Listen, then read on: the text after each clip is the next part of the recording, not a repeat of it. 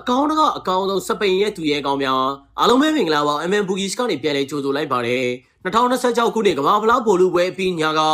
နယူးဂျာစီမြေကစပိန်အသင်းသားတွေဟာအာဂျင်တီးနားအသင်းကိုအနိုင်ယူပြီးကမ္ဘာဖလားကြီးကိုကင်နှောင်းနိုင်ခဲ့ပါပြီ။ဒါတွေမကသေးပဲပြိုင်ပွဲရဲ့တအူးချင်းထူးချွန်စုတွေကိုလည်းစပိန်ကစားသမားတွေကပဲတအူးသေးမောင်ပိုင်စီပြီးတိန်ကျုံရယူသွားခဲ့တာဖြစ်ပါတယ်။အသင်းကိုအကောင်းဆုံးဦးဆောင်ပြီးချန်ပီယံဖြစ်အောင်ဆွဲဆောင်ပေးခဲ့တဲ့ကွင်းလေလူ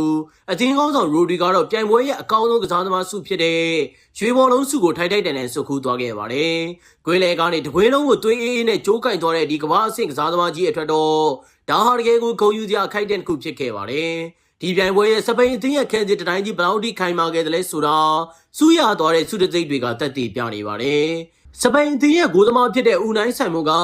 အကောင်းဆုံးဂိုးသမားစုဖြစ်တဲ့ရွှေလဲအိတ်စုကိုရရှိခဲ့ပြီးအသက်19နှစ်အရွယ်နောက်ခံလူလေးပါဦးကူဘာစီကတော့အကောင်းဆုံးလူငယ်ကစားသမားစုကိုစုခူးသွားခဲ့ပါတယ်။ဒီစုတွေကိုကမ္ဘာဘောလုံးအဖွဲ့ချုပ် FIFA ရဲ့ညီစနစ်လေးလာရေးအဖွဲ့ကတေချာစီစစ်ပြီးရွေးချယ်ခဲ့တာဖြစ်ပါတယ်။တခြားတစ်ဖက်မှာလည်းပြိုင်ပွဲရဲ့ဂိုးသွင်းအများဆုံးစုကိုပေးအပ်ခဲ့တဲ့ရွှေဖနက်စုကိုတော့ပြင်သစ်အသင်းရဲ့ခေါင်းဆောင်ကီလီယန်အမ်ဘာဘေကသွင်းကို10ဂိုးဖန်တီးမှု4ချိန်နဲ့အပိုင်သိမ်းယူသွားခဲ့ပါတယ်။သူဟာဗိုလ်လုပွဲမတိုင်ခင်အင်္ဂလန်အသင်းနဲ့ကစားခဲ့တဲ့တတိယနေရာလူပွဲမှာ2ဂိုးအထိထပ်မံသွင်းယူနိုင်ခဲ့တာကြောင့်လီယိုနယ်မက်ဆီကိုကြော်ဖြတ်ပြီးဒီစုကိုရရှိခဲ့တာဖြစ်ပါတယ်။အသက်30အရွယ်ရှိပြီဖြစ်တဲ့ရိုဒီအတွက်တော့ပြီးခဲ့တဲ့ယူရိုပြိုင်ပွဲတုန်းကလိုပဲကမ္ဘာဖလားမှာလည်းအသင်းအတွက်မရှိမဖြစ်နှလုံးသားတအုပ်ဖြစ်ခဲ့ပြန်ပါတယ်။ပြီးခဲ့တဲ့ဘောလုံးရသည်တွေတုန်းကမန်ချက်စတာစီးတီးကလပ်အသင်းမှာ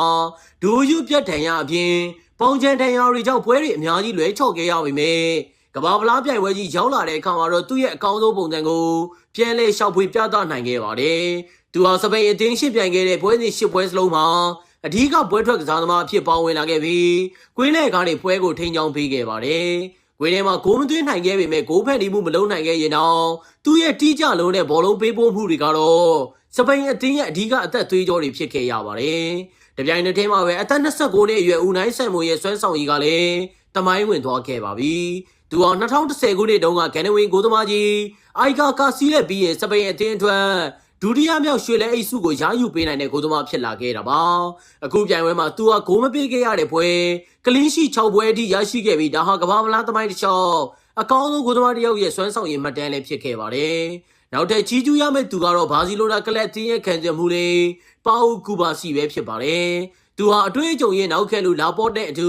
စပိန်ရဗဟိုခံစစ်မှာအသက်ငယ်ငယ်လေးနဲ့မမမမရက်တီပေးခဲ့ပါတယ်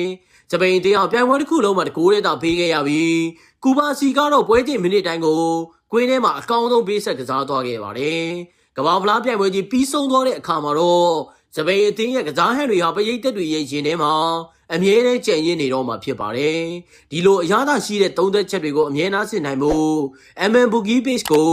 Like and Follow လုပ်ထားပြီးဖို့ပြောကြရင်းဆုံးသပါရစေ။ကျေးဇူးတင်ပါတယ်။